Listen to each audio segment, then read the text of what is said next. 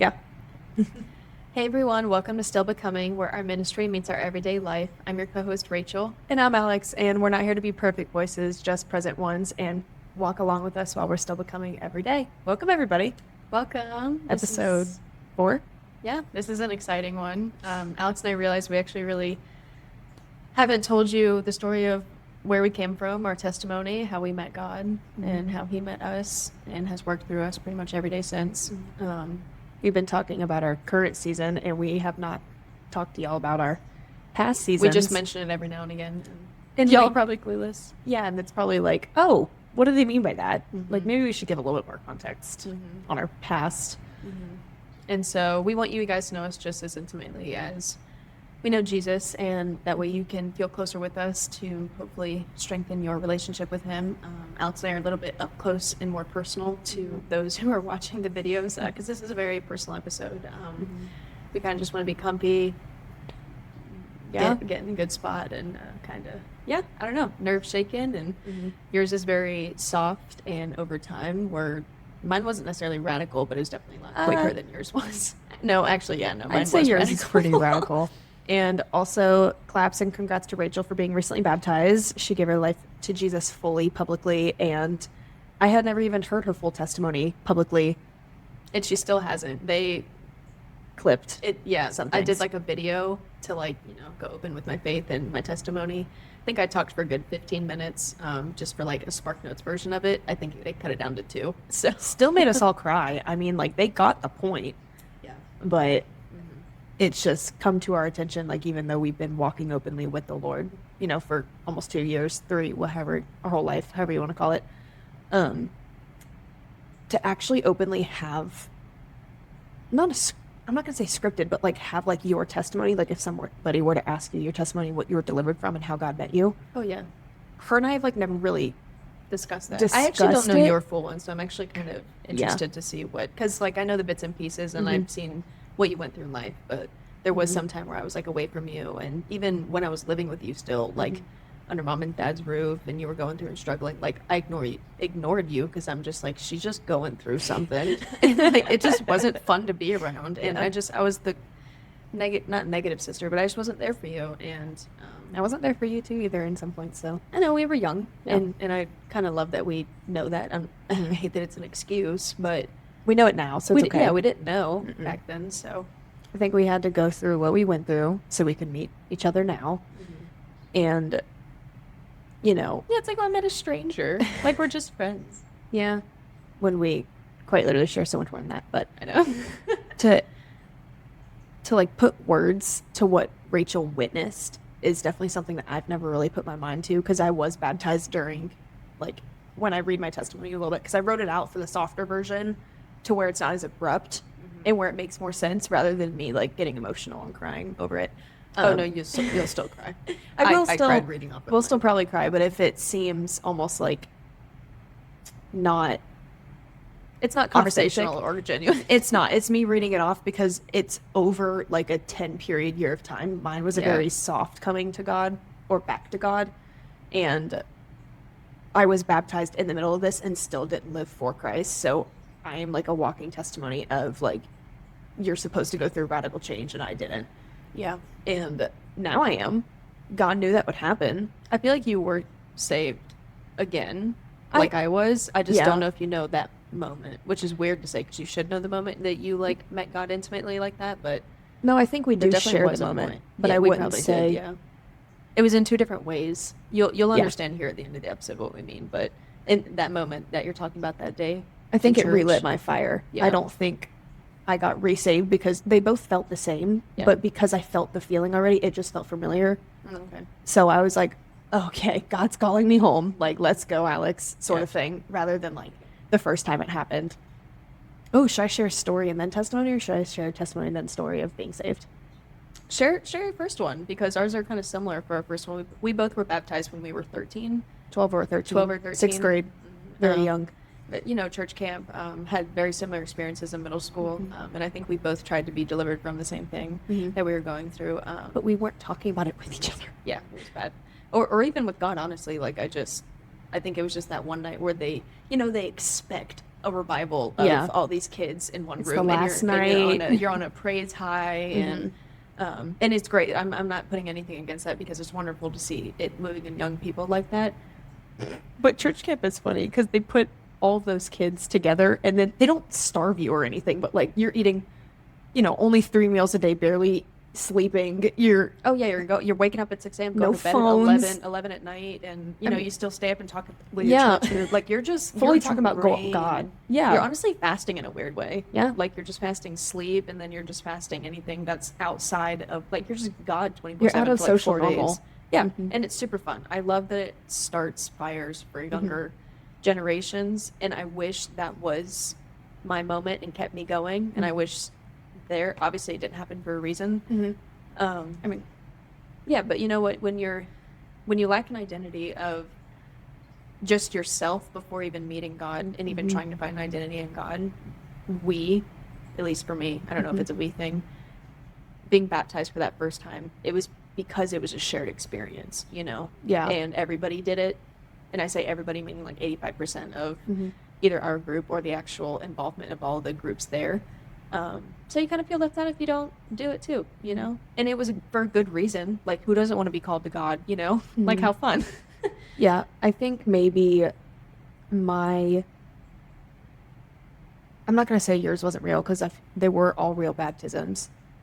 Mine, since I was in a situation, but I chose not to leave it, I Yeah. didn't have the knowledge of going in the Word of God to be transformed. Yeah. I I really, didn't think we owned a Bible. no, I mean, like, I owned a devotional, Yeah. but I really just heard scriptures that my leader would talk about, or that night that we'll talk about here in just a minute.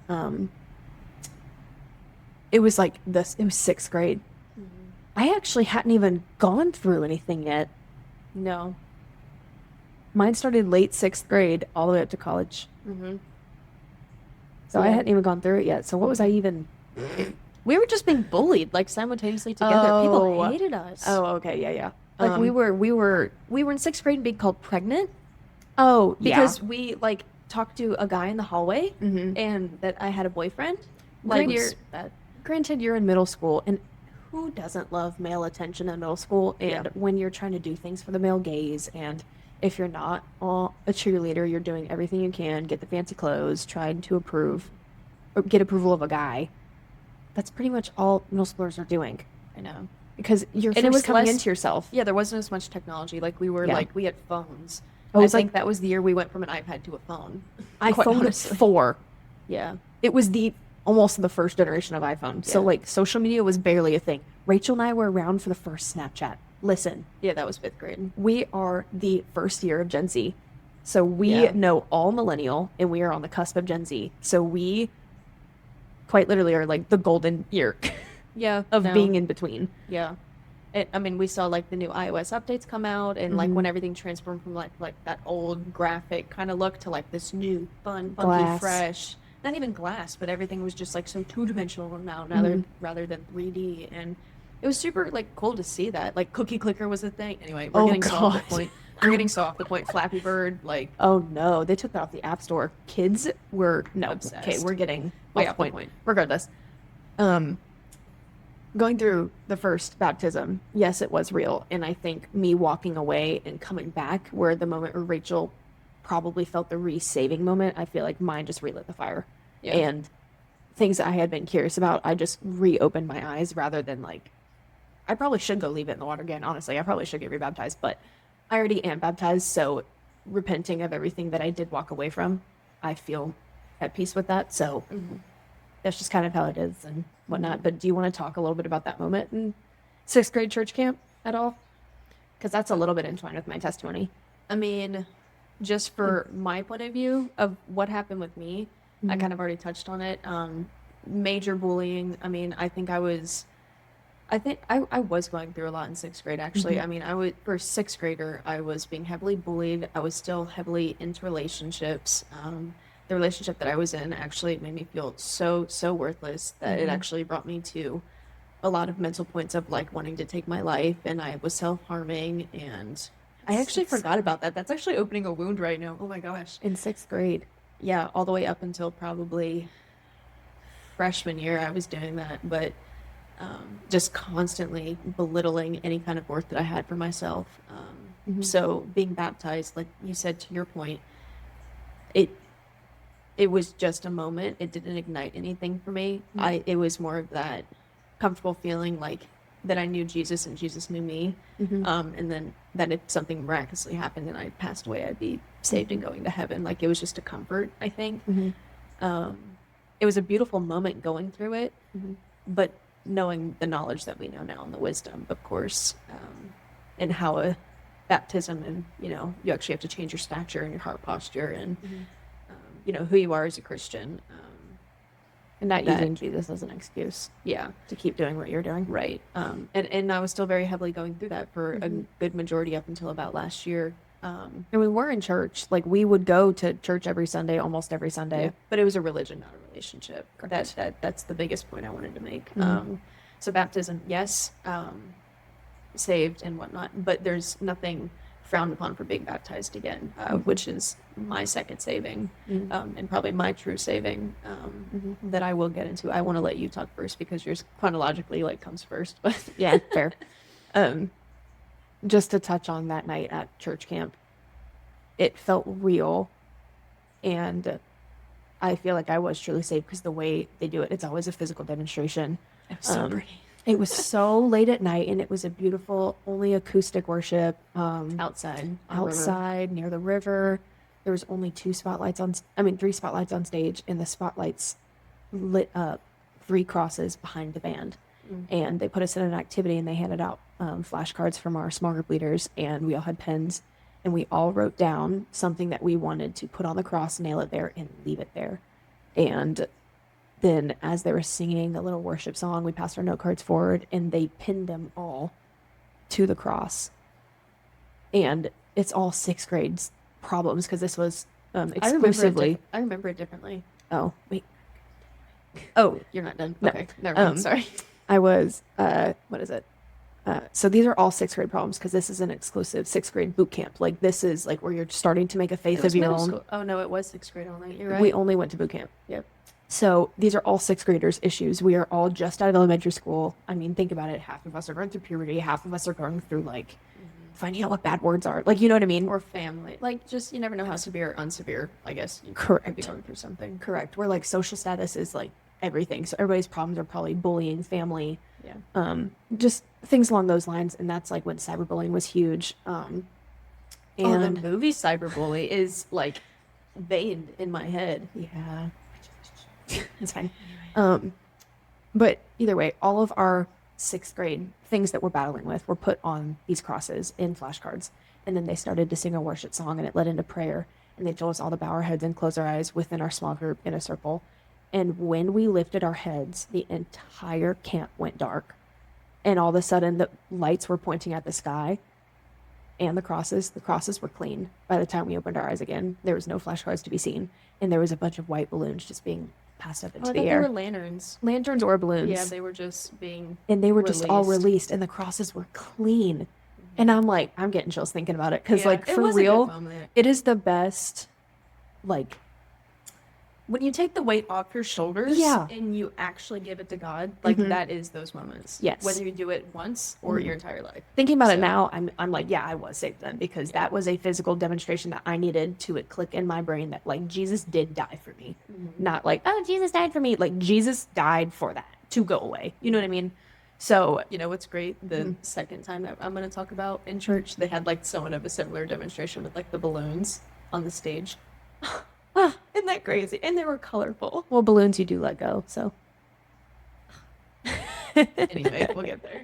So, pure whatnot. Everybody got saved at church camp, basically, almost. So, there was 400 kids that got saved that night, and we happened to be 2 of them. So, that was really fun. And then after we go through the bullying is when I start my walk away from faith rather than to faith because of decisions I made, because I was using faith as an excuse rather than a transformation. More people need to say that. And, at that age, it is really hard, but we also didn't have the structure entirely to understand what it meant, but everybody was so happy for us. So, I lived in that day, in that moment, and that was it. Yeah.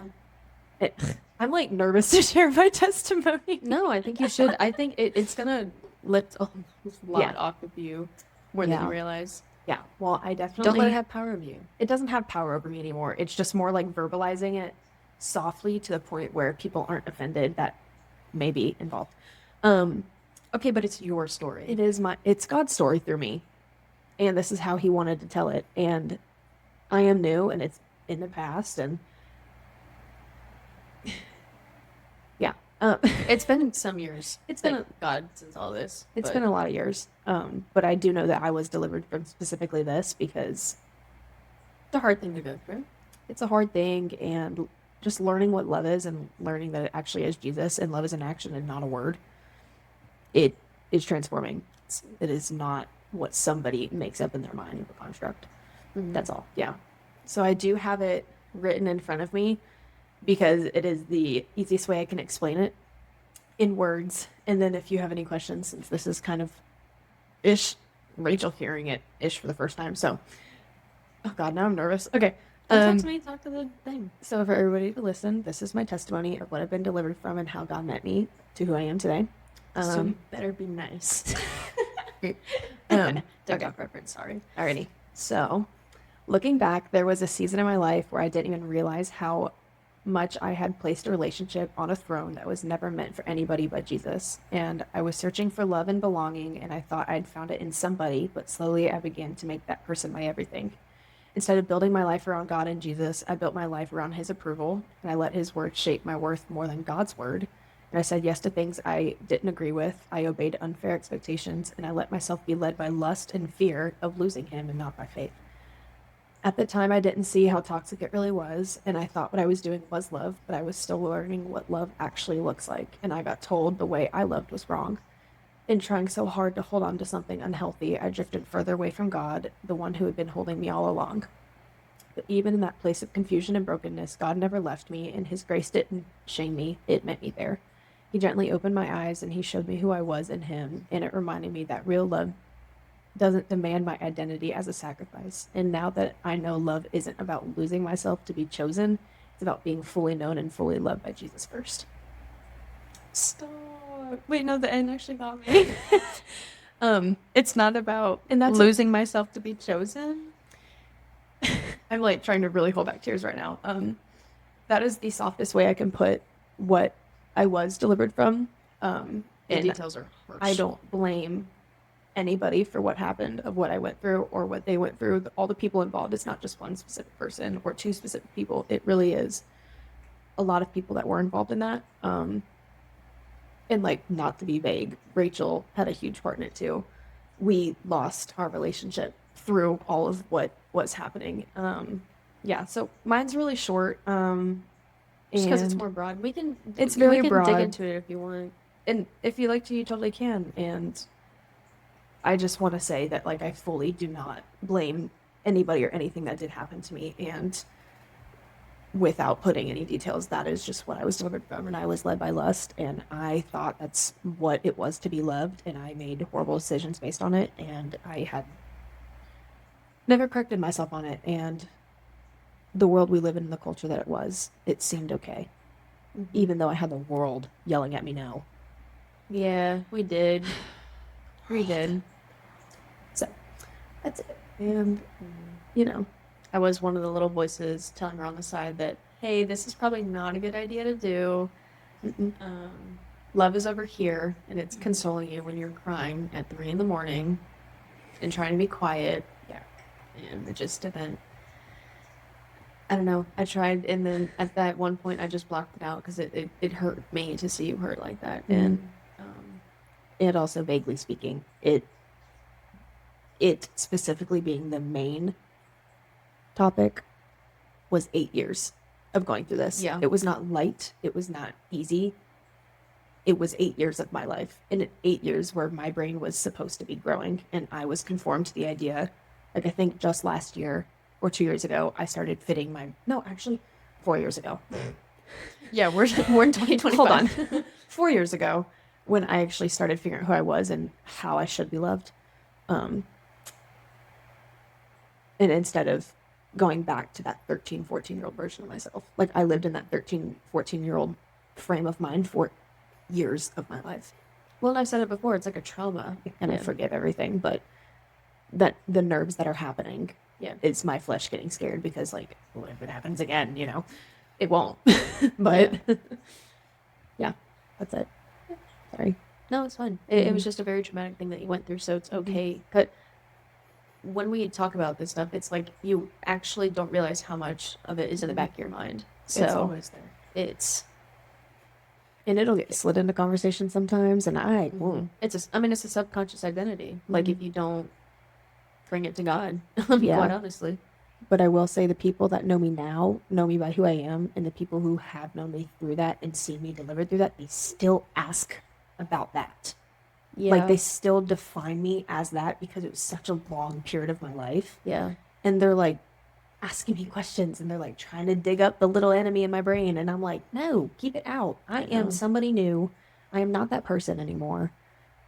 I made dumb decisions, but nobody taught me otherwise.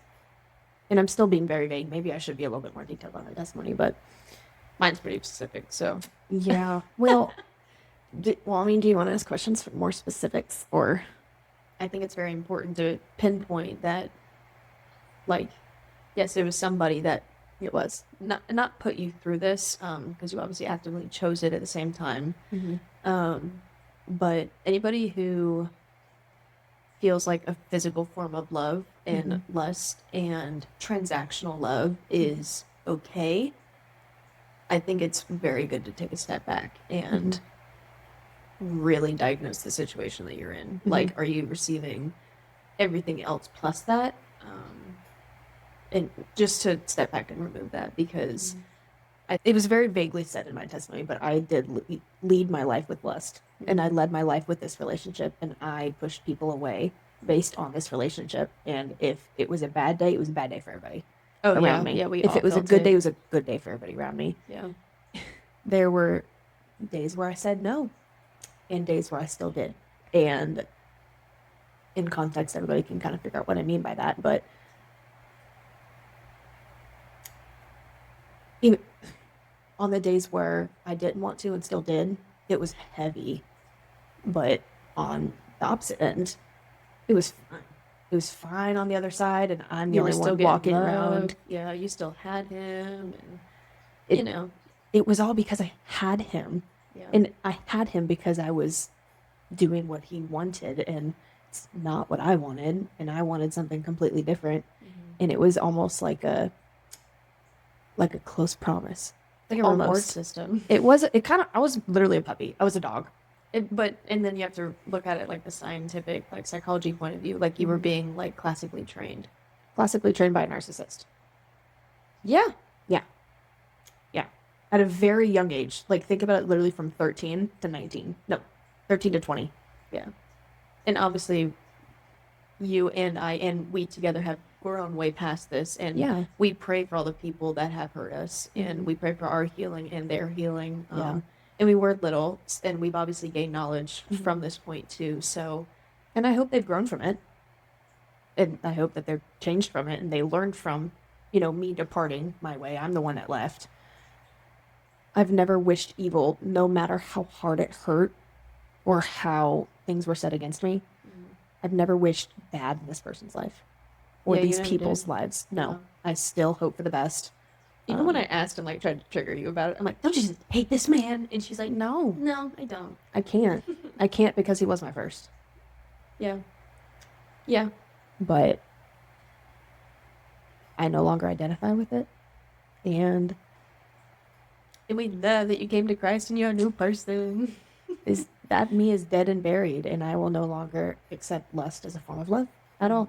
Yeah. I won't do it. And every form my of every form of testimony to me, whether it's from you, from our family, from our friends, from a stranger, no matter how big, small, or effective, or like vague or bold it is, every testimony is worth saying, and always, it's always going to affect somebody else in the positive way that it's meant to, just as it affected you and delivered you, So sharing it, I think, is going to resonate with a lot of people who can probably listen, maybe understand that they can take a step back and realize that they went through that too, or are currently going through it. And it's okay that you did and or are.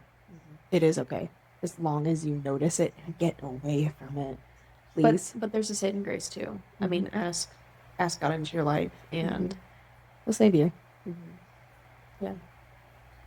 And I wasn't there for you when it all happened. I feel really bad. No, I mean, you were to your best ability. I mean, there's only so much I can talk about it before everybody gets over it. Yeah, but we are over it. But Well, I mean, I would complain of situations I put myself in. yeah, I think everybody Very- does that though. Very obviously. Everybody wants everybody to hear their thoughts about something. So Yeah, but I lost friends over it. I lost a lot of people over it.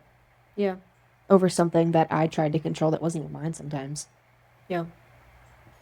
And even when I had it, I didn't have any right to control it. To the point, relationships aren't from God. Okay, No. not all of them are. And a lot of them come from the enemy. And a lot of them live within their identity in sin, and they come to harm, whether they know they do or not. And God purifies the heart before He brings things to you, and in good conscience. Whether you're supposed to plant a seed, walk away, or have them in your life, help you along the walk. And not every bit of attention from the opposite person is love. And it's not always a sign. No. Don't take it as a sign. No horoscope up in here. No, thank you. Oh my God, our horoscopes align. Or what is it? Our star Our star signs. signs. Astrology. Rebuke that in the name of Do I Jesus. know my entire star sign? Yes, but I don't apply it. Like, it's just funny to know. We knew about it. I Well, just have the knowledge of it. No, it's a cultural norm that everybody told you growing up what you were. Yeah. We're nurturing, apparently, and very self-accepting and very emotional people. I still don't accept that, and I rebuke it in the name of Jesus Christ. But we are very nurturing, and we do take care of everybody and people please. But are we that way because somebody told us that? No, we are that way because of our father and mother and how we grew up. Not at a hit on our mom and dad. That's not what I mean. But we were raised a certain way because you only know so much when you raise kids, and when you have four, we're 2 of 4, Yeah. all within what 4 or 5 years. There was 4 under 3. Oh yeah, because we're doing stuff. Yeah. So we're our age. Our brother's a year older, and our older sister's 2 years older. So 3. 3 years older. I'm so sorry. She was 3 and some change when we were born. Yeah. But we were all. I mean, that's 4 under 4. Let's just say 4 under 4 years. I would say 3 under 4.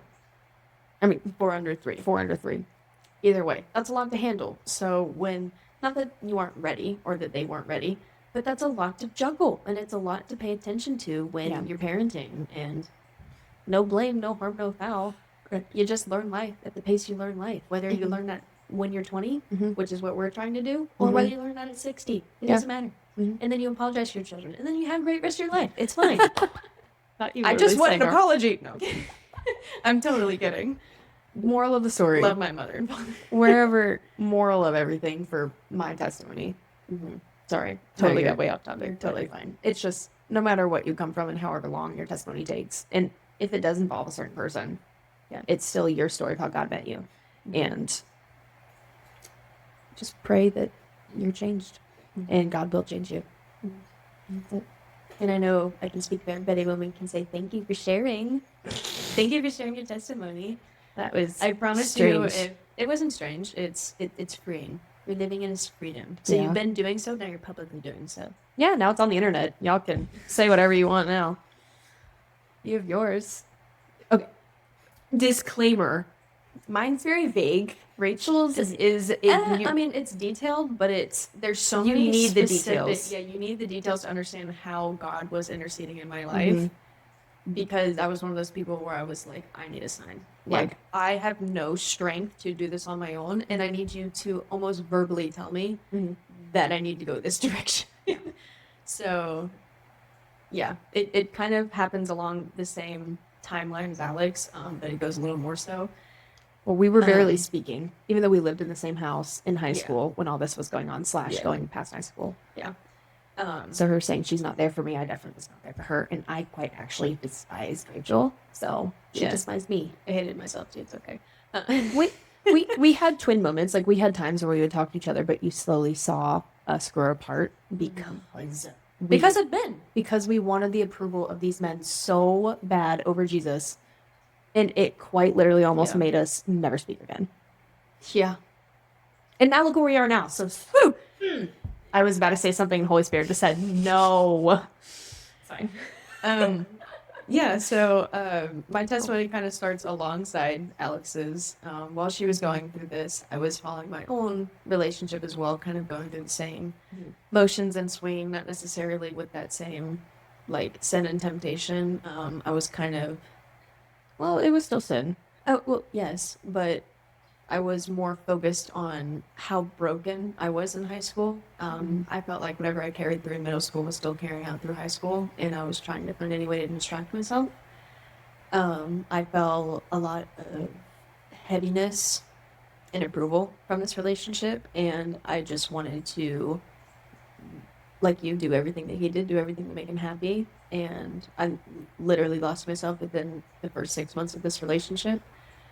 I was drinking, smoking, rebelling against my family, just being an awful, awful daughter, probably an awful girlfriend too at the time. And I just fell into this relationship my freshman year, and I thought it was so God sent because somebody was giving me like, it was a good attention, but it was not good for how I would call it that like now. Um, but it was like, oh, he always talks to me. Oh, he always calls me. Oh, he always FaceTimes me. But he kept all of my attention, you know? Manipulation. And yeah, and he put a lot of thoughts into my head that he wanted me to like to be my own. And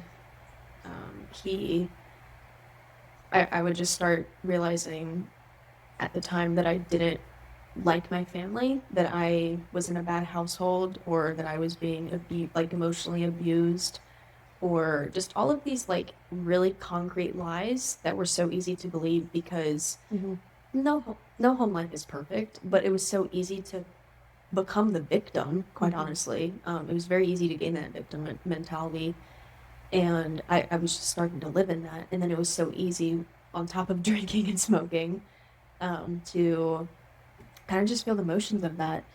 And so continuing on, this went through basically the entirety of high school, on and off in this relationship. When I was off with him, I was in another relationship. So break up with him, new boy. Break up with that boy, go back to the man. Like, it was like, I think I did that probably 4 times. So I think I was just on and off in relationships, but with this one being consistently coming back, on and off. And so I thought I had escaped it, you know. Eventually, this was through COVID years too. So this was, Gosh, yeah. I know that was a whole COVID. nother mental strain on top of all this. And so I was still doing the exact same thing. I was still heavily depressed. I lost all of my great. Honestly, no. Let me take a step back, because there's a point where God was trying to intercede and I ignored it, and that's very important. And I I would feel love like you're being so much more detailed than I was. because Like, it is. I So, know, the but way that I want to I'm be more interceded detailed. with is insane. No, yeah, yours is Like, a lot. I can visually see all of it all the time. So let's cut halfway into the story through high school in sophomore year. Obviously, still drinking, smoking, doing whatever. This is when a lot of stuff came to light that Rachel was not in a good place. I had wanted to, I was kind of like stancing higher in my relationship. I wanted to kind of be the top dog and, you know, just act like I don't need him kind of thing, and trying to gain my own 2 feet. So there was a party on 420, guys, go figure. Oh, And yeah. and I was trying so hard to prove a point that I actually almost lost my life. Yeah. And I don't know what it was with everything. Like, This was your aligning. first interceding. Yeah. And then it happened and again? I ignored it. Yes. Y'all. And she needs a book. I honestly should write a book. I really should. And so I mean, this is gonna be like an hour-long episode, but by the time I'm done explaining it, I know, but, mine's short and sweet, and yours is like, listen. but I love that because it's I know, so I love it too. relatable and I people love it need to too. hear it. Mine's very specific, but I feel like a lot of people could be going through it anyway. Let me continue. So, party was on 420. Mans at the time was working, and I was free. So I was trying to buddy with all of his friends and be the cool girlfriend and like the hookup, you know, like just be anyway, whatever. So I was trying to prove a point, and I was going to this party, and on the way to the party, everybody was like pre-gaming and, you know, getting high and doing all these things. But so on the way to the party, the driver decided to be smoking while they were driving. Don't know how that was a smart idea. but it caused a massive accident. Pouring down rain, by the way. It was raining. It wasn't really pouring. It was wet. We just happened to be going around a turn at like 60 miles an hour, and there was a massive shoulder ditch on the road, and she ended up like going to take a hit of, I think it was a grav, I think in the center console. So she physically moved her entire body to The driver. to get high, and she ended up pulling the steering wheel with her, and it pulled us off the road. We ended up flipping the car about 3 or 4 times, I think, and we ended up facing the opposite direction that we were going. And it was the driver, there was somebody in the passenger seat, and then I had somebody next to me on the opposite side, and I was behind the driver. When I tell you that it was the most painful thing I've ever experienced, and scary, because, you know, you see a light, ringing noise. Car accidents are never fun, and it's hard to explain that to people. I was the only one in that accident that walked out with a bruise. The only one. The guy next to me was seizing on the scene. He had his eye was out of his socket, and he had like blood coming out of his mouth. I think his arm was broken. I mean, to see all of that is just insane. Yeah. And you walked away with a bruise. And he didn't have a seatbelt on either. His head smashed into the window. So that was hard. It was his sister in the front seat. So she was freaking out and trying to coordinate everything. I think she broke her leg. Something happened with the pelvis too. Yeah, I'm getting there. Oh. She ended up breaking her leg because she was having her foot like outside the car window to like relax. And then I think obviously everybody had like a head, you know, you get a concussion, whatnot. And then the driver had internal bleeding from the steering wheel. And then I think she broke something too. Just a lot of bruising all around, a lot of blood, a lot of whichever. But I walked away with a bruise, and for some reason, like in that moment, like you could just feel a presence on me. I have a whole nother lore story where I like have a guardian angel, and it's awesome, which again is more lore. But I just remember so much more interesting than I am. No, I'm not. I have. No, but I love it. I could listen to her talk all day long. I have very visual moments, and it actually, like, I'm shaking because it truly, I was so saved that day and interceded with because I was on such a bad path, and I just ignored it. I ignored God's calling, and I was hallucinating when I finally got out of the car because I was stuck. The car was upside down, and we were stuck.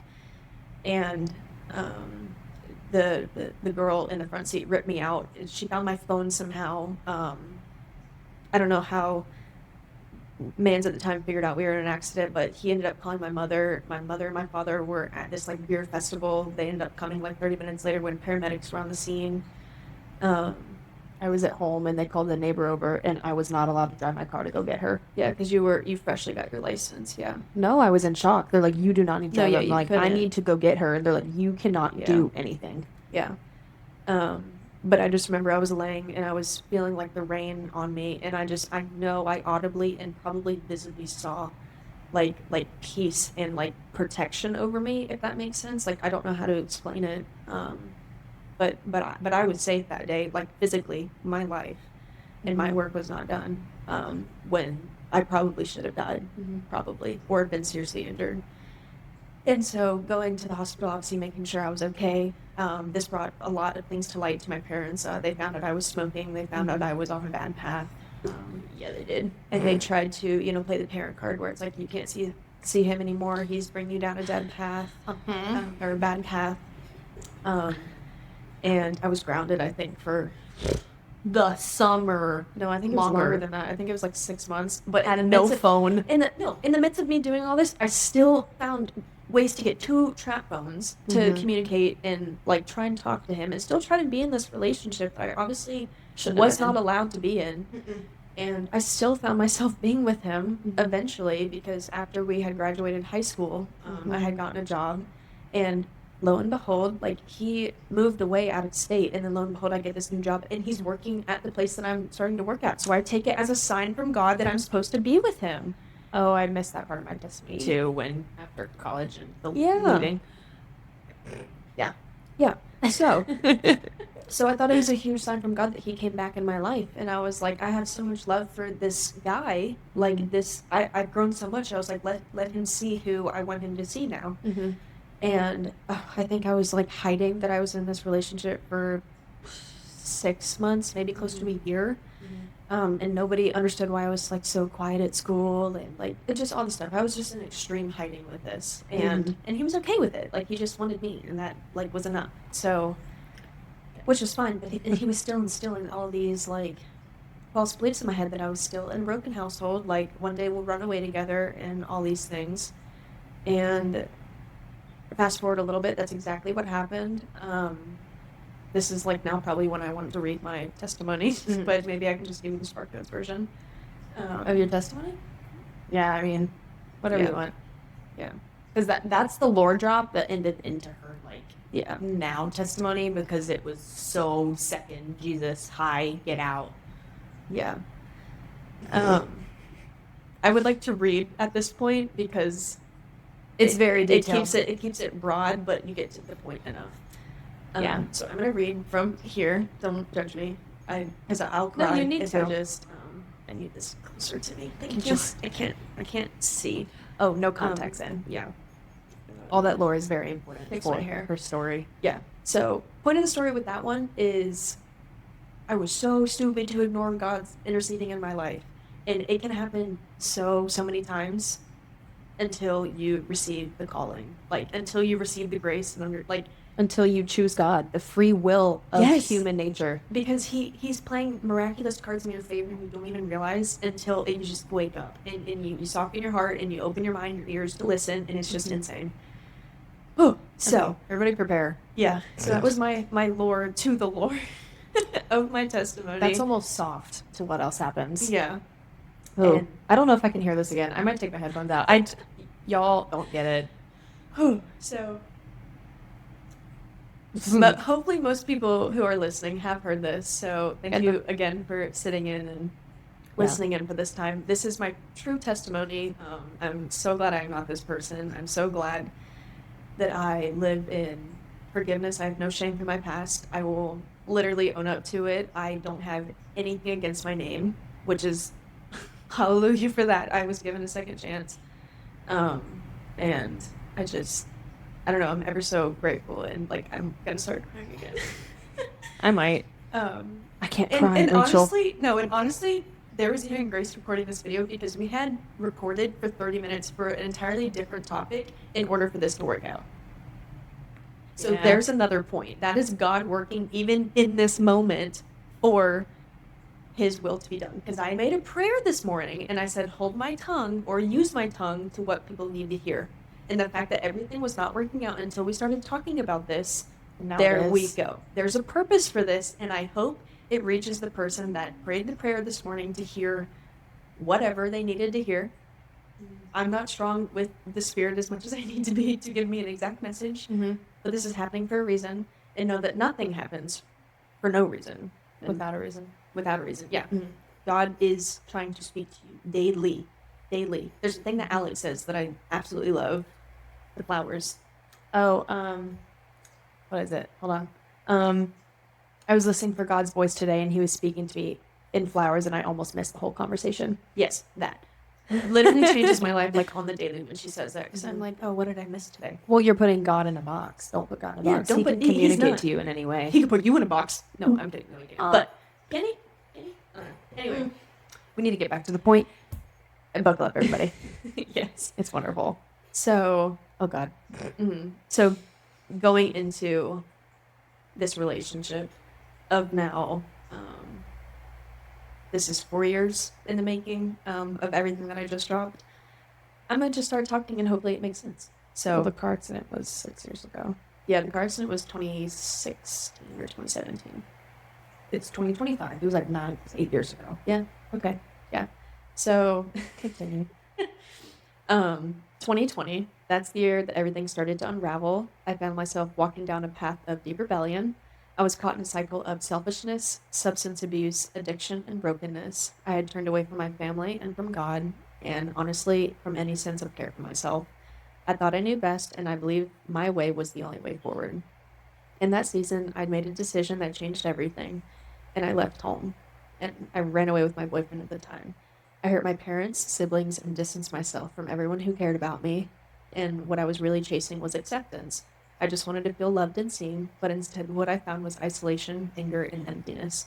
I had built a false identity that was crumbling me from the inside out. Deep down, I knew I was deceiving myself. My faith had been buried under years of pain, resentment, and bitterness towards God, and I blamed him for where I was, when in reality, it was my own choices that had led me there. Eventually, everything caught up with me. I was physically, emotionally, and spiritually drained. I ended up in legal trouble through association with my boyfriend at the time. And one night, in total desperation, I did pray for the first time in years. And I remember crying out to God and asked him to rescue me and somehow lead me home. To give you a little bit of context, I had left home, was it July 4th of 2020? I used that night when my mother and father were in a complete drunk state, so they wouldn't know what would happen. I took advantage of that. And I wasn't at home. Alex was not home. Nobody knew I was leaving. I just texted all of them that I loved them and that I wanted to be happy.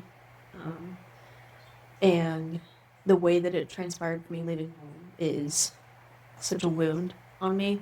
The things that were said, to me, is very hard to even heal from nowadays. That night still weighs very heavy on me, and I think there's a lot that has come to light, but it honestly is just that buried, and it will never be spoken about again. But so continuing on, just to give you a little bit, Lord, that was July 4th of 2020. She weaned it just in her favor to do those things that she decided to do. Yeah, which is just leaving him, run away and go live with him, like 20 minutes away. Not wanting to face the consequences. Yeah. I wanted to be right. I just wanted to prove to everybody that what I was doing was the right thing and good for me. And I don't know. But anyway, so asking God to somehow lead me home. And he worked immediately, you guys. When I tell you immediately, he worked immediately. Less than 12 hours. Yeah. Not even. So I had just, I'll give actually a good bit of detail with this. I had just visited Alex and Kennesaw. We were rekindling our relationship. This is mid-October probably at this point. I'd barely spoken to any family. She was the only one I was really in contact with. No, you barely did. It was like 4 times that I had spoken with you, or I tried. I don't even remember. Because I saw you guys on Thanksgiving. I saw the whole family on Thanksgiving for the first time. That was after. Because it's November. Oh my gosh. Okay. Never mind. And they didn't know nobody what knew. happened. Anyway, Yeah. Stop. Wait, we're getting ahead. I had barely talked to Alex. But I decided I wanted to visit her in Kennesaw, and she said, okay. And we had a great night. We had a great time. And we had a fun time. I'm trying to think about what we did. We both had short hair. We got nose piercings. It was fun. We got nose piercings. We did get nose piercings. Anyway, so we had a good time hanging out and seeing each other. And did we talk about it? No. She told me she missed me. I asked how the family was. Yeah, we didn't talk about it at all. No. I had the slight indication that I had to go there for some reason, but I wouldn't stay the night for some reason. There's just nothing was on the cards for that decision. No. I should have. Guys, I drove home in a hurricane. I literally drove home in a hurricane. You just... From Kennesaw back to basically Forsyth. That's about a 2-hour drive. No, it's like... It was a 2-hour drive in a hurricane. Yeah. The streets were flooded with inches of water. I was being... Anyway, guys, it was so bad. And I still made it home. So thank God for that. But it caused a power outage where I was living, and there was no electricity, and I lived on the very top of a mountain, and so it kind of sucked. Either way, I knew I was leaving. I had made plans with him at the time to run away from home because there was some speculation going on in our town. We were being faced with law enforcement, and somebody had warned us, and she basically came to say goodbye for a little bit. it did, because I felt like we had to just get out of town. It wasn't my decision, but I was going along with it because my anxiety was so induced that I was now going to be put in the wrong and actually in trouble for my decisions. So when I sat down and prayed to God, I was heavily in this anxiety when I got home from Kennesaw. And I said, God, I can't handle this anymore. Like, none of this feels good. Like, please help me. And the very next day, we were we went and got our tires changed because we were going cross country. And when we got home from doing that, we were arrested. The entire house was raided, full on investigation team. Not something easy to take lightly. And I remember just sitting there, like the entire day itself is like a lot of detail, but I was basically sitting and pondering for probably about 4 hours until they actually ended up taking me to jail.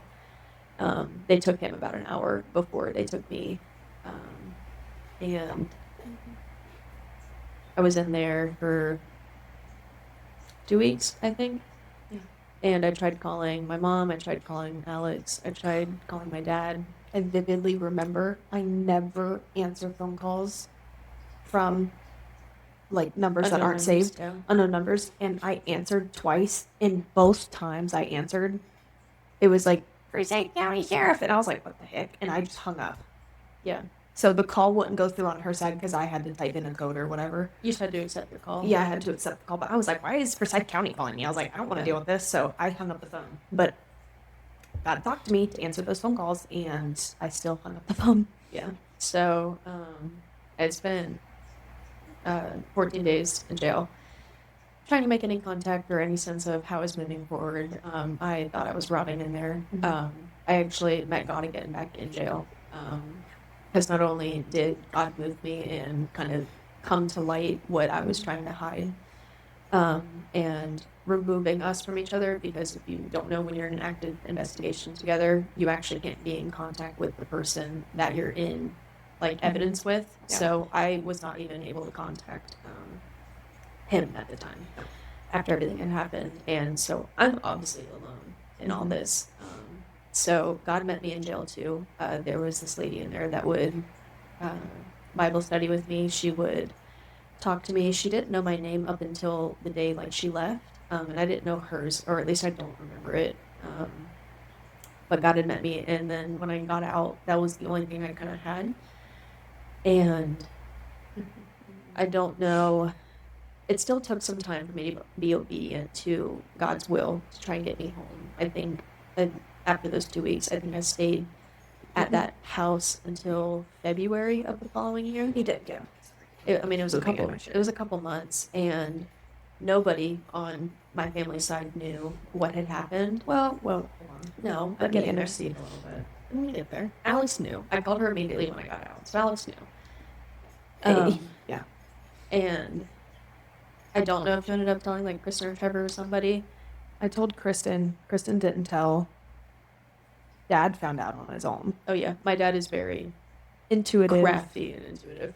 He knew something was wrong. Uses his resources. Yeah, and he knows me a lot more than I realize. And Yep. the day that I came and visited on Thanksgiving it was a little too off, I think. Well, nobody knew it. He still didn't come forward to at Thanksgiving. No, he didn't come forward to me until he knew. the beginning of February. Yeah, He knew in Thanksgiving, though. he did. Mhm. You sure? I'm pretty sure. I don't think he did. I just remember him sitting me and Kristen down and saying, like, I know things. And I was like, well, you know. And I was trying to protect He had a mine. full. My dad apparently had a full like GBI, which is Georgia Bureau of Investigation. PI. He had a PI. Oh, maybe yeah, A yeah. personal No, investigator. he knew somebody in the GBI. Correct. Which is kind of dad hired in a way, so it would be a PI. Yeah.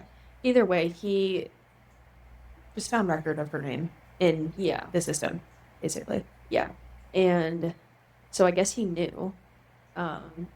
So I'd only seen my family at Thanksgiving and at Christmas, and I was still kind of like I had a disconnect. She still didn't stay. Yeah, my lie was that I went on like a 2-week adventure to like find myself and find God, which it is a lie, but I did find God, so it was a half truth, half lie. So I thought I saved myself there, but I did not. That's the enemy. Yeah, and Sorry. it eventually came around and came back to light. It's still kind of blurry because of how fast it all happened, but there was just some interceding that happened, and my dad sat me down and said, I know everything, here's your ultimatum. And I took a step back, and as sad as it was, I was like, I did pray for this though. I do want to go home. I miss my family. I miss everything that I feel like I was believing in and moving because of. That is just entirely not me. And um, I could definitely get back into my written testimony now, but totally forgot that that was there. But that was my detail speaking. But the details are so necessary to understand. Very necessary. Yeah. So while I was learning my faith, because again, I had never opened a Bible even after being baptized, and this was like the first time I'd done this, and I was trying to connect with Alex and my older sister to them about God. But either way, I was reading through the Gospels, and I read about the prodigal son, and that is why I'm so heavy in no matter how far you've gone, you can always come home, because the prodigal son is about a giant welcome party. This son of his lived in sin, in rebellion, in riches, and in the world, and he came home to celebrate. So it was like that feeling of, Well, he was celebrated when he came home. yeah, it was the feeling of not only realistically in my life that I was welcomed home by my family and my father, because no matter what had happened and transpired, they just wanted me home. Like I was their last one. We're twins, but I was the youngest daughter in their eyes, and they just wanted me home. They saw my destruction, and they were just like, bring it back around. Like it was just a welcome party. And the spiritual side of that is Your second saving. yeah. Oh my gosh, I haven't even gotten to the testimony part. And since I was home though, it had that same connecting feeling. Then the years obviously passed on, and Alex and I were trying to grow a little bit stronger in our faith. We still messed around and found out a lot of things. We moved in together, still making Turned 21. young 20s life decisions. Like, I mean, still being very, very slap in the wrist type mistakes, you know. Like talking about drinking and talking about Jesus. Like that Yeah. is how we were one foot in, one foot out. Yeah. And then just I was still going through kind of crazy things, just choosing bad relationships and still trying to find my way. Yeah, I was trying to find my way because, like her, I had been so not grounded within myself, and I had no identity still. I was just reading the knowledge of God in the Bible, and I wasn't acting and I wasn't transforming, if that makes sense. Yeah. So it was very lukewarm, and through all that time passed, either way now we can get to the point where I was saved again. And obviously hearing all that, I am still daily carrying that around up to this point. And there was a moment in church, like I had told you, prodigal son was perfect. When I tell you, they were dying for an altar call that day. Production made it work, okay? Like, it was insane. If I could link it to this video, I probably will. I'm surprised more people didn't walk up to that altar. Oh, Like, there was a bunch of there was a people. ton, but Yeah. I almost expected the whole church to walk up there. Yeah, Like, I that's know. how. Yeah, I almost did, but we were in the front row, so it was like I was already there. So I should have. But they had put together this video, obviously hearing the sermon of the prodigal son and having a more personal connection to it. But they played this video of this girl who ran far away from home and did drugs and prostitution and just completely promiscuous and living in sin and trying to get by, and very emotional video. But like the love that her dad still had for her, like around she was her reminded birthday. it was her birthday, so she Yeah. decided to go home She went and home. apologize. And her dad like made like a whole setup outside, like balloons to welcome her home, because she had actually like called him and said, hey, I think I'm gonna stop by for my birthday. So he like prepared a party for her and celebrate, because he was so excited that she was coming home. Because that's his little girl. I know. And it makes me so sad, because again, realistically versus spiritually, like God wants you to come home. And I'm getting jealous. it was the most beautiful day in church, because like I was telling you earlier in the beginning of the podcast, it was you were watched the video, and then they transitioned the song was it Reckless Love that they played that day? I think so.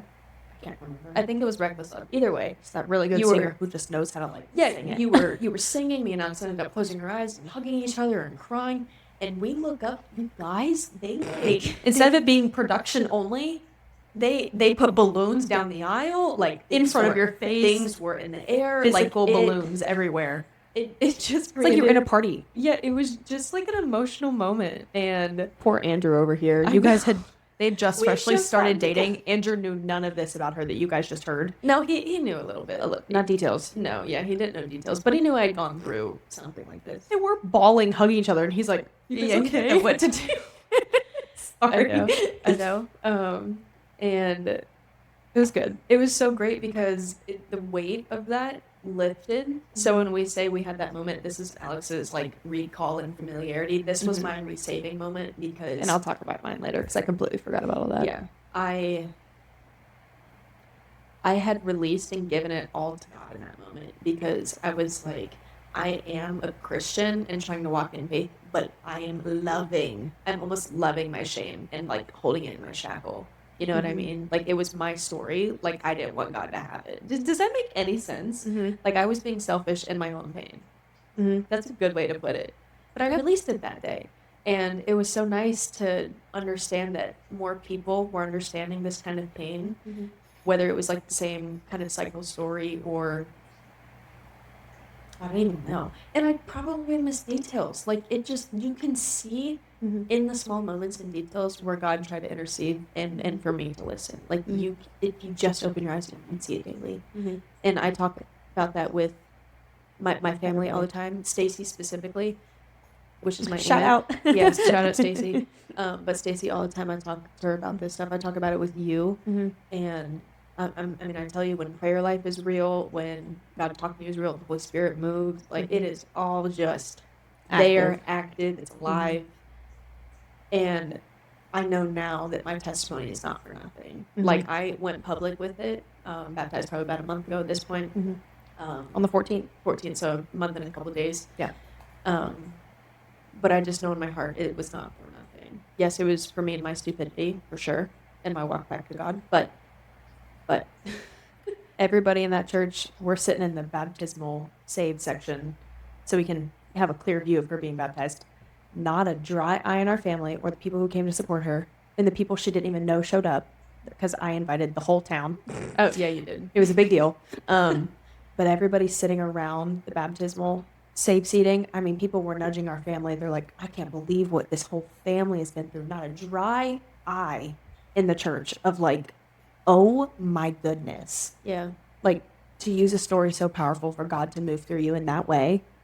And like this happened 5 years ago? years ago. Yeah. And like for all of us to like, we all healed from the pain and we were more happy that you came home. Yeah.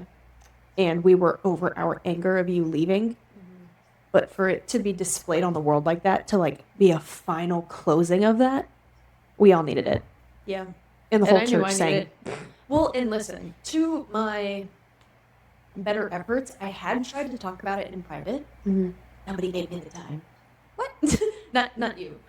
Like mom, dad, and like other family members. Like everybody Well, just that's wanted what to I'm like saying. move past it. So Yeah. I was like, no, I got a couple things to say. So Yeah. I'm gonna say it right here or right now. So it was really fun. So now like I look back at it with gratitude because I'm so glad it's led me to where I'm at. And Yeah. we wouldn't be able to have the relationship that we do from our pain and suffering. So much abundance has come from it. And Yeah. that's a very big lesson to learn too. Yeah. And I didn't forget, but I definitely like, it was a lot smaller of a part of my testimony. That is a part of my testimony. Because you leaving, like I would never overshadow your testimony because what you went through, God really met you in every single detail of your life. But what I missed in mine is like I lost a sister. Yeah. And while still being through that, I didn't even have you anymore, and that was really hard. But what made me more grateful is that like when I did see you again, even though we didn't talk about it, I didn't want to talk about it. Like I literally just missed you so much. Yeah. It was just all of you guys gave me a huge grace and forgiveness that I didn't think I deserved. Yeah. So that's why it was hard for me to accept it from God because I didn't see it around me. So why I conditioned God for his grace. I was just like, I'm not worthy. You know, I have that very good base of what a lot of people go through. Like, I'm too broken to meet God or for God to meet me. Mhm. So You're never too broken for God. God wants you how you are. God never. uses imperfect people. Oh, you know what? I do have 2 details to add to how miraculous that was. Sorry. Totally should have added this in the middle of that. While I what? I think light just turned on. Oh. While I was at Alex's in Kennesaw, so this is like way back. Before hurricane? Yeah. Mm-hmm. The day before I had found out, and that's why I was trying to go say goodbye. I had taken 2 weeks specifically off work, Yeah. like to the date. So she just went back to work the next day, not like she had just gotten out of jail or anything. Yeah, it's almost it was literally like, because if I didn't take off work, I would have like lost my job for being like out of compliance and everything. Mm-hmm. But that small detail that I had to take off just simply 2 weeks, and then I would just spend those 2 weeks in jail reflecting, and then just going back to everything. What? Yeah. Make that make sense? The coincidence? I think not. I think not. Incredibles quote. Anyway, sorry. Thought that was very important too. Your testimony is very important. I want people. I'm so on fire, and I want to use that everywhere, all the time. And you should. Yeah. I'm so. I Just had a lot of reflection time, Yeah, which is good. and not that I like want to keep talking about it, but like that is my testimony, and I want it to move people because it can move people. Mm-hmm. Because I was moved, and you were moved. Like I just, Yeah. I'm getting ahead of myself, but. You're good. And I hope everybody has a softer testimony and realizes how good God is. Like, that's great. Yeah, I'm but like, you know man, what? He mine's doesn't not- limelight. Yeah, I mean, yes. I mean, I could give details, but some of mine are pretty. Yeah, no, they're a little. They're promiscuous. Like yours can be more said in a cultural norm. I feel like mine are kind of like, well, what did you do? I don't want to talk about what I did. Yeah, It was not icky. of the Lord. It was icky. It's icky. It was icky. Whereas yours was like, I don't know, It was fun It party. was punishment, is what it was. And I accepted it. I was like, I've been a bad person. Wow. But you're also able to recall those details because you have reflected fully on it. Yeah. And I feel like And that took 5 years of work, man. 5 years. well, like, I feel like mine, I'm just like in a box and it's just over there. And I'm like, I don't want to touch it. It did happen. And since it's like, I don't even know how to explain mine. It's not that. Yeah. So yes. Bring 2 different testimonies. Yeah, you can see clearly. how mine I is. love how we miraculously like got Yeah, no, further we were away. really, we're like, we're gonna be close and personal. And we're not. I literally like was trying to or maybe in awe. I don't know. Even though, you know, we are twins, we're placed in the same scenarios, placed in the same upbringing in life. You can see how the people around you affect you, your community affects you, your circumstances affect you, and we walked similar paths and ended up in 2 completely different situations just to meet each other again. And if that's not God, let me tell you. That's God. Let me tell you. So yes, even though Rachel's took, 40 minutes to explain, and mine was 15. I'm sorry. For good reason though. There's a reason why you had to give every detail. And Yeah. there's a reason why I don't need to give every detail. You know what I mean? Yeah. And I It's love like your 2 sides of the same coin. we are 2 sides of the same coin. And if anybody has any questions about either, you're more than welcome to ask. But You won't find anything if you look it up. Promise. no, you won't. I'm clear. Like we're good. So I was saved. So Yeah, she was. And I'm so thankful every day that she's home. And I'm so thankful for, where life is taking us now. And you're just so much more than what you think you are. Like the labels you're putting on yourself is to your own human understanding and how the world is labeling you. Yep. It is not how God defines you. And it's just as simple as you're God's daughter or God's son. It is that simple. And you can always run home. the relationship that you create with your understanding of the grace that you give, it's going to work from the inside out and start to reflect in you. And it'll start healing. It's not easy. Listen, the healing is not easy, but you're not alone in it. You have the perfect Father to lean on, not in your own understanding. And he will work wonders in your spirit. Basically, you have to be obedient a little bit, and you got to learn. But to become something new, it's radical. And be on Yeah, because I mean, when you're reborn, you feel it, you know, and so You feel the things you don't want to do anymore. And then it doesn't seem as crazy to stop doing those things anymore. Mm-hmm. It kind of like, in a way, not doing what you used to do, what you used to be considered fun, you kind of look at it and you're like, but I'm doing this because everybody else wants to, not because I want to. Mm-hmm. And then you start people pleasing again. That's how you got in the mess in the first place. Mm-hmm. And you're just challenge yourself. What's actually your temptations, which are weak points. It's What- not easy. Yeah, when you start to learn who Jesus was more, you understand and reflect your own life against it, and you understand what's not of the holiness and the image and the likeness of God. And everything that's not holy is from the enemy, no matter what. Oh, we could literally do a part 2 on this. But that is just that's Rachel and I. And so that you guys can stay and listen. It's such a I long mean, we didn't have episode. to end it, but I I'm was not just saying ending- that's us. I mean, I find so much joy and so much comfort in who we are now. Like, No, I love it. I that don't we're even like growing still. I'm not comfortable. I'm so I feel uncomfortable like- all the time in a Yeah, world. I feel like I don't know. There's such a distinct point in time where I don't even think it was me living that life. Does that make sense? Because I'm so reborn in Christ that That's crisp. I know Christ that It doesn't feel who like I you. was. Yeah, who I was before Christ is a stranger. Me too. So, and you can feel that too, guys, for the low price of $2.99. Anyway, sorry, I'm just uncomfortable making a joke. But that's how miraculous it is. You know, the transformation is immediate, and it's everybody's walk looks different. You know, and it's just I'm applauding you for making it through this far and listening. Yeah. So like, I almost truthfully. think that it should be applauded for feeling like a stranger to your past, because yes, you can talk about it all day long, but to be a completely different person and be disconnected from it, Yeah. you felt it, you gave it to him, and And you it's were dead and living buried. in a new life. People are supposed to be born twice Yeah. in according the likeness of God into Jesus Christ. I have a scripture, and I had it open that says that exact same thing. But you're made anew, and I think it's in 2 Corinthians, or Ooh, maybe even in- Romans. Even in Genesis. I don't even know the scripture, but I know that when God is making, in the beginning of the world, when he's making animals, and he said, let's make God in our likeness and whatnot. But then let's make man over dominion over the birds in the sky and the fish of the water.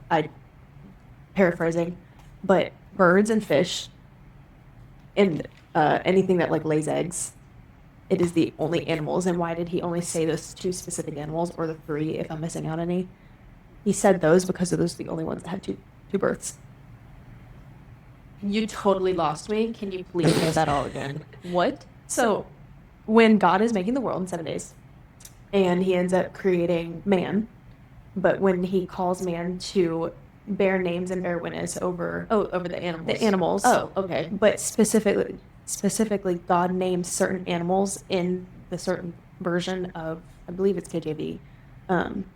He names birds of the sky and fish of the water in a certain word. I don't know what that word is. They both are only considered with 2 births. Why?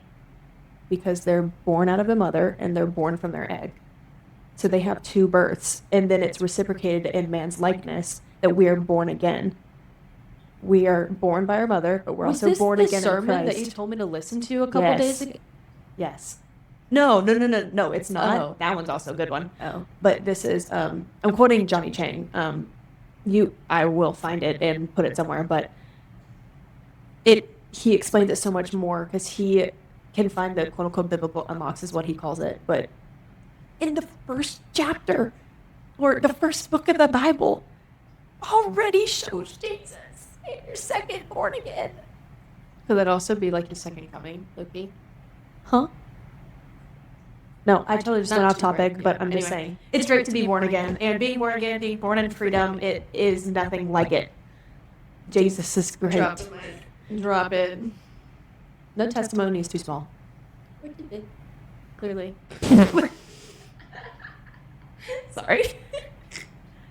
I don't know. I hope you guys know us a little bit more though, because Yeah. we have been delivered from so much, and it's all because of Jesus, and it's all because of the works of God and God's will and our obedience. And I mean, that's quite lit. We could keep saying that for the next like 7 to 10 minutes in so many different ways. Yep. Go and read it for yourself. I promise you, whatever you have is not too big or too small or too heavy. Because his yoke is easy and his burden is light. Burden is light. Come to me. All you who will are find weary. rest. Come to me, all who are weary. You will find rest because it is so good. Anyway, I'm getting ahead of myself again. We're just getting excited. But thank you guys so much for joining us this episode. We obviously got very vulnerable and would love to just continue to move past this and build on top of it. And create a good community and safe one here for you guys to open up as well. Maybe share, or if you can even request a prayer from us, we would love to do that for you.